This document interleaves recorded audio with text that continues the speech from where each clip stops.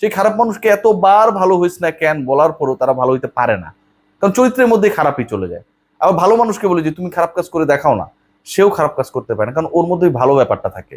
কিন্তু এই যে কিছু লোক আছে যারা কখনো হয়ে যায় কেপ ভার্দে, কখনো হয়ে যায় সুইজারল্যান্ড, আজকে ছিল ফ্রান্স, কালকে সকালবেলা হয়ে যাবে ইংল্যান্ড, এদের এই যে ট্রান্সফরমেশনটা, এটা ভাই অসাধারণ।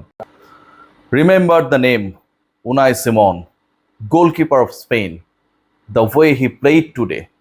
যেভাবে একটা সময় গিয়ে প্রায় মাঝ মাঠে গিয়েও বল ঠেকিয়ে দিচ্ছিলেন, হেডারে প্রতিপক্ষের অ্যাটাককে নস্যাৎ করে দিচ্ছিলেন, যেভাবে ফরওয়ার্ড লুকিং চার্জ করে প্রতিপক্ষ কোনো পরিকল্পনা করার আগে, বল পাস করার আগে, তাকে বোকা বানানোর আগে, ধোকা দেওয়ার আগে তার দলের কোনো ডিফেন্ডার অ্যাটাকিং লাইন আপে অপোনেন্টের যে কাউকে চার্জ করার আগে এগিয়ে যাচ্ছিলেন। আমার কাছে মনে হয় যে কিপিংটা যে একটা নেক্সট লেভেলে নিয়ে যাওয়া সম্ভব, সেটা আজকে উনাই সিমন দেখিয়ে দিয়েছেন। Remember the name Pedro Porro. If you look back, আপনি যদি খেয়াল করে দেখেন যে দ্বিতীয় গোলটা স্পেন দিল, জাস্ট গোলটা বানিয়ে নিলেন। কি করে বানালেন? হাঁটছিলেন, বক্সের আশপাশে হাঁটছিলেন, বল তার পায়ে, নজর দিচ্ছিলেন এদিক সেদিক, দেখার চেষ্টা করছিলেন যে আসলে ডিফেন্ডাররা কোথায়। ফরাসি ডিফেন্ডারদের প্লেস বুঝে স্পেস খোঁজার চেষ্টা, এবং ওই স্পেস খোঁজার চেষ্টা করতে করতেই তিনি গোলটা দিয়ে দিলেন। বল বাড়িয়ে দিলেন, এবং সেই বাড়ানো বলটা ফার্স্ট টাচে যখন আবার তার কাছে ফিরলো, তিনি দৌড় শুরু করে দিয়েছেন, তখনই গোলকিপার বিটেন। 2-0 পিছিয়ে পড়লো ঠিক যখন ফ্রান্স। এই ম্যাচের আর কোনো কিছুই বাকি ছিল না, কারণ Kylian Mbappe he was killed.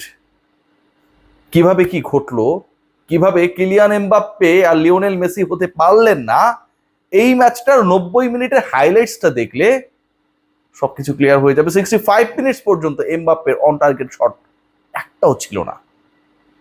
অনেকে অনেক আলোচনা করেন, মেসি এমবাপ্পের আলোচনা করেন, হাইয়েস্ট গোল কে করবে, গোল্ডেন বুট কে পাবে, সেই ডিসকাশনটা যখন চলে তখন কিলিয়ান এমবাপ্পের বিদায়, মাথা নিচু করে বিদায়, দলকে জেতাতে না পারার ব্যর্থতা নিয়ে বিদায়, লিওনেল মেসির সাথে তুলনীয় হবার যে দারুণ একটা মঞ্চ তৈরি হয়েছিল, সেই জায়গায় দলের বিদায় দেখে বিদায়।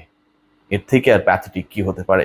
ইজিপ্ট ম্যাচের দিকে যদি খেয়াল করেন, 79 মিনিট থেকে 83 মিনিট, 3 মিনিট 59 সেকেন্ডের মধ্যে লিওনেল মেসি পুরো ম্যাচের চিত্রনাট্য বদলে দিয়েছিলেন। যেই ম্যাচটা আর্জেন্টিনা হারতে বসেছিল, ঠিক সেই জায়গায় আরো কমফোর্টেবল অবস্থায় থাকার পরেও এমবাপ্পে, ফ্রান্স, একটা compact team, Mbappe end of the day did nothing, capable to do anything for his team. ফ্রান্সের এই বিদায়টা আমার কাছে মনে হয় যে আজকে টোটালটা একটা প্যানিক বাটনে প্রেস করার মাধ্যমে ঘটেছে।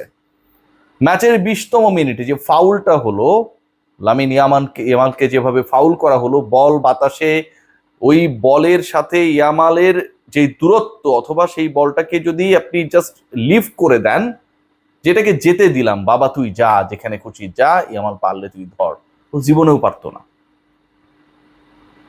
তাকে ফাউল করা হলো, লাথি মারা হলো, পশ্চাৎ দেশের সেই লাথিটা এমন ভাবে মারা হলো যেন আসলে ওই বলটা সুপারম্যান হয়ে রিসিভ করে ইদার ইয়ামাল নিজেই গোল করতেন অথবা কারো দ্বারা করাতেন। এই ব্যাপারে ওই ডিফেন্ডার 100% শিওর হয়ে গিয়েছিলেন। শেষ পর্যন্ত পেনাল্টির বাঁশি বাজলো, পেনাল্টি পেল স্পেন, এবং এই পেনাল্টিটা আপনি বলতে পারেন, আপনি চাইলেও বলতে পারেন, না চাইলেও বলতে পারেন। আপনি যদি না চায়া বলেন, তার মানে হচ্ছে আপনার মনের মধ্যে কিছু একটা ঘুরঘুর করছিল। আপনি যদি চায়া বলেন, তাহলে মনে হতে পারে যে আপনি আসলে আলোচনায় থাকতে চান। এই পেনাল্টিটা যদি আর্জেন্টিনা পাইতো কি হইতো? এই পেনাল্টিটা যদি সেমিফাইনালে আর্জেন্টিনা এরকম করে ইংল্যান্ডের বিপক্ষে একটা পেনাল্টি পাওয়া যায়, তাহলে কি হবে? যা হোক, সেই পশ্চাৎ দেশের আঘাতের পরবর্তী সময়ে যে পেনাল্টি পেল স্পেন, সেখান থেকে 22 মিনিটের লিড, 1-0 এগিয়ে থেকে বিরতিতে যাওয়া, বিরতির পর ওই পেদ্রো পোরোর ম্যাজিক 2-0 এগিয়ে যাওয়া। একটা সময় এত বেশি অপেশাদারিত্ব আমরা দেখেছি ফ্রান্স অ্যাটাকারদের, যে পারলে উনাই সিমনকে পেটান কিলিয়ান এমবাপ্পে। 86 মিনিটের ওই ইনসিডেন্টটা যদি একটু খেয়াল করে দেখেন, যেভাবে গোলকিপারকে উইদাউট বল চার্জ করা হয়েছে, এবং সেটার কারণে তিনি একটা ইয়েলো কার্ড পর্যন্ত পেলেন, এটা অবিশ্বাস্য। ঠিক ঠিক এই কাজটা যদি আর্জেন্টিনার কেউ করতো তাহলে ঘটনাটা কি ঘটতো, যাও সেই আলোচনা করে লাভ নেই।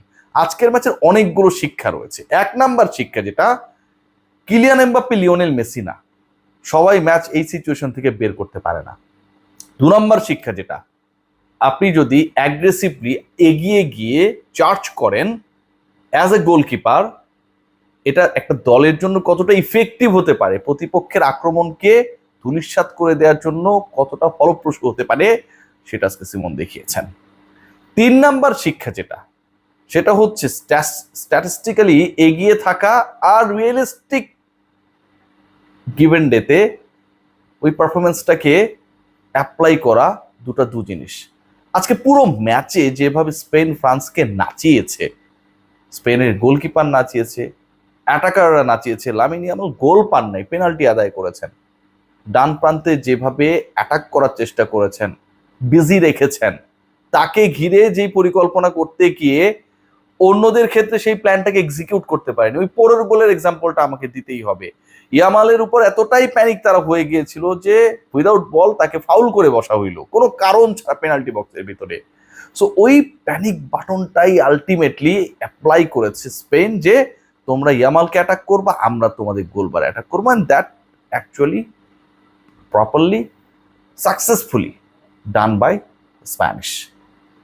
ফাইনালে আর একটা দল যাবে, ইংল্যান্ড এবং আর্জেন্টিনার ওই খেলায়। তবে ওই ম্যাচের আগে আমার কাছে মনে হয় যে আজকের এই ম্যাচটা বিশাল এক শিক্ষা। এন্ড অফ দ্য ডে আপনি যদি স্পেশাল কিছু করতে না পারেন, আপনার কোনো ভ্যালু থাকে না। কিলিয়ান এমবাপ্পে গোল করেছেন, 8 গোল করেছেন, লিওনেল মেসিকে অন্তত এই আসরে কিলিয়ান এমবাপ্পে গোলের সংখ্যার দিক থেকে টপকে যেতে পারছেন না, এটা ডিসাইডেড হয়ে গেছে।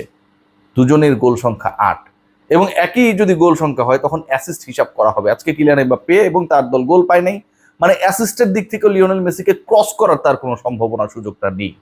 সো এদিক থেকে আমার কাছে মনে হয় যে এটাও একটা শিক্ষা। আজকের ম্যাচের সবচেয়ে বড় শিক্ষার জায়গা যেটা, সেই শিক্ষার জায়গাটা আমি আপনাদেরকে একটু শর্টকাটে বলতে চাই। 1 নাম্বার শিক্ষা যেটা, সেটা হচ্ছে আজকে স্পেন জিতেছে কারণ লিওনেল মেসি টাকা দিয়েছে, ফ্রান্স তাই হেরে গেছে। 2 নাম্বার শিক্ষা যেটা, বাংলাদেশ থেকে আজকে গভীর রাতে, বিশেষ করে রাত 2টার আশপাশের সময়ে হাজার হাজার কোটি টাকা ফিফার কাছে ট্রান্সফার করা হয়েছে, সেই টাকা পেয়ে আসলে এই ম্যাচটা স্পেন জিতে গেছে, ফ্রান্স ছেড়ে দিয়েছে।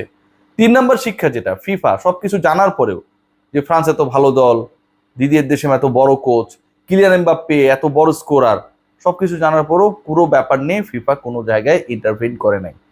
4 নাম্বার শিক্ষা যেটা, সেটা হচ্ছে আজকে যারা ফ্রান্স ছিল, স্পেনের বিপক্ষে ছিল, বিশ্বাস করেন আর না করেন, আগামীকাল সকাল নাগাদ এই লোকজন, এই গ্রুপটাই ফ্রান্স থেকে ইংল্যান্ড হয়ে যাবে।